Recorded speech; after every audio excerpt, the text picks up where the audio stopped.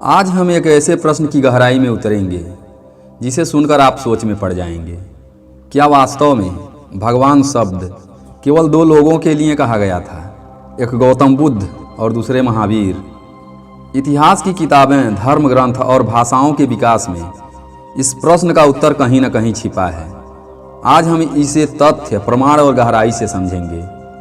नमो बुद्धाय, जय भीम दोस्तों। मैं हूं दिनेश गौतम और आप देख रहे हैं अंबेडकर बुद्ध विचारधारा। दोस्तों, आपने भगवान शब्द तो हजारों बार सुना होगा, लेकिन क्या कभी सोचा है आखिर भगवान शब्द की जड़ें कहाँ से आईं? और आज से लगभग 2600 साल पहले तथागत बुद्ध और महावीर स्वामी को भगवान की उपाधि क्यों मिली? और भगवान शब्द का वास्तविक अर्थ क्या होता है? तो दोस्तों, इस प्रश्नों के उत्तर को जानने के लिए वीडियो को पूरा जरूर देखें और चैनल पर नए हैं तो चैनल को सब्सक्राइब करके घंटी के आइकन को दबाकर ऑल सेलेक्ट करें ताकि अगली वीडियो का नोटिफिकेशन सबसे पहले आप तक पहुंचे। तो चलिए वीडियो में आगे बढ़ते हैं। दोस्तों, संस्कृत में भगवान शब्द भग धातु से बना है। भग का मतलब होता है संपन्न, गुणवान और प्रकाश से भरा हुआ, यानी वो व्यक्ति जिसमें ज्ञान का प्रकाश हो, करुणा हो और जिसने खुद को जान लिया हो। बौद्ध ग्रंथों में जब गौतम बुद्ध का जिक्र आता है तो उन्हें भगवान बुद्धो कहा गया है। पाली भाषा में भी यही शब्द आता है, भगवा बुद्धो। इसका मतलब होता है जागृत, करुणामय और ज्ञानी पुरुष। इसी तरह जैन धर्म में भी महावीर को कहा गया भगवान महावीर। पर ध्यान दीजिए, यह भगवान पूजा करने वाला देवता नहीं था, बल्कि सम्मान देने वाला एक शब्द था, क्योंकि बुद्ध और महावीर दोनों ने स्पष्ट कहा था, मैं ईश्वर नहीं हूँ, मैं तो केवल मार्ग दिखाने वाला हूँ। इसलिए यहाँ भगवान का अर्थ किसी सृष्टिकर्ता देवता से नहीं, बल्कि सत्य को जान लेने वाले पूर्ण पुरुष से था। दोस्तों, बहुत से लोग कहते हैं समर संस्कृति में भगवान शब्द दो लोगों के लिए कहा गया, गौतम बुद्ध और महावीर स्वामी।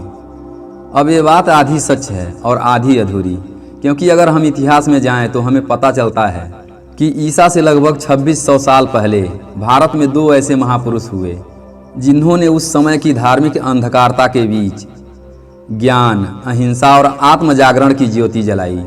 वो दौर ऐसा था जब लोग देवताओं की पूजा से ज़्यादा सत्य की खोज में लगे थे। कोई यह नहीं पूछता था, बल्कि यह पूछा जाता था कि मैं कौन हूँ और मेरे भीतर क्या है। इसलिए भगवान शब्द का अर्थ तब किसी सृष्टिकर्ता देवता से नहीं था, बल्कि ऐसे पूर्ण ज्ञानी पुरुष से था जो मोह, क्रोध, लोभ और अज्ञान से पूरी तरह मुक्त हो चुके थे। बुद्ध और महावीर दोनों ने अपने जीवन से यही साबित किया। दोनों ने कहा, मनुष्य खुद ही अपने कर्मों का मालिक है, कोई बाहरी शक्ति नहीं जो तुम्हारा भाग्य बदल दे। इसलिए उस युग में लोगों ने बुद्ध और महावीर को भगवान कहा, क्योंकि वो ईश्वर नहीं बल्कि जागृत आत्माएं थे जो दूसरों को भी जागरण का रास्ता दिखा रही थी। दोस्तों, अब सवाल यह उठता है, क्या सच में चारों वेदों में भगवान शब्द नहीं मिलता? तो जवाब है हाँ, यह बात काफ़ी हद तक सत्य है। ऋग्वेद, यजुर्वेद, सामवेद और अथर्ववेद, इन चारों में आपको ईश्वर, देव, अग्नि, इंद्र, वरुण जैसे नाम मिलेंगे, लेकिन भगवान शब्द जैसा आज हम समझते हैं वो कहीं नहीं मिलता। वेदों में सिर्फ भग शब्द आता है, जिसका अर्थ होता है सौभाग्य, ऐश्वर्य या शक्ति। पर वहाँ भगवान का अर्थ किसी सर्वज्ञ, सर्वशक्तिमान सृष्टिकर्ता के रूप में नहीं था। असल में भगवान शब्द का यह रूप बाद के युगों से उभरा। उपनिषदों, बौद्ध ग्रंथों और जैन आगमों के समय में जहाँ भगवान का मतलब हुआ वो व्यक्ति जो पूर्ण ज्ञानी, जागृत और मुक्त है।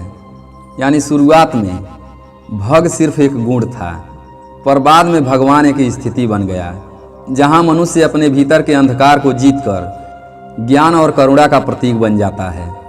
दोस्तों, अब जरा दो ऐसे शब्दों पर नज़र डालते हैं जिनका आज बहुत इस्तेमाल होता है, मोक्ष और सनातन।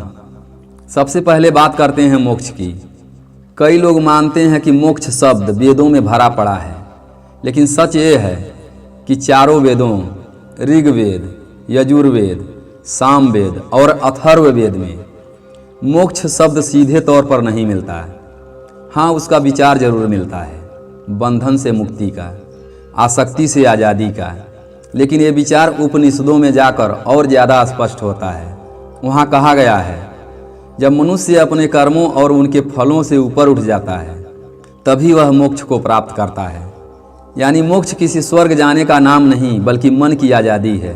और यही विचार आगे चलकर बुद्ध के निर्वाण और महावीर ने कैवल्य के रूप में समझाया, जहाँ संपूर्ण शांति और जागरण की अवस्था में पहुँच जाता है। दोस्तों, अब आते हैं सनातन शब्द पर। यह शब्द भी वैदिक ग्रंथों में कभी कभी अनादि या शाश्वत के अर्थ में जरूर आता है, लेकिन सनातन धर्म जैसा प्रयोग बहुत बाद में शुरू हुआ, करीब 19वीं शताब्दी में। उस समय भारत में जब धार्मिक पहचानें बनने लगी तब लोगों ने हिंदू परंपरा को सनातन धर्म के नाम से पुकारना शुरू किया। तो कहने का मतलब ये है कि मोक्ष और सनातन दोनों ही शब्द की जड़ें गहरी हैं, लेकिन उनका आज का रूप बाद के युगों में विकसित हुआ। दोस्तों, तथागत गौतम बुद्ध और भगवान महावीर दो ऐसे नाम जिन्होंने पूरी सोच ही बदल दी। दोनों ने कहा, ईश्वर को बाहर मत ढूंढो, पहले अपने भीतर झांको, क्योंकि जो सत्य है वो किसी मंदिर में नहीं, वो आपके अंतर में छिपा है। दोनों ने जीवन का सार बताया, अहिंसा, करुणा और सत्य। यह तीन बातें इंसान को पशुता से मानवता की ओर ले जाती हैं। उस समय समाज बलि, जाति और अंधविश्वास में डूबा हुआ था, लेकिन बुद्ध और महावीर ने निर्भीक होकर कहा, किसी की हत्या पूजा नहीं है, किसी का अपमान धर्म नहीं है। बुद्ध ने कहा, अपदीपो भव, स्वयं अपना दीपक बनो। और महावीर ने कहा, अहिंसा परमो धर्मः, अहिंसा ही सर्वोच्च धर्म है।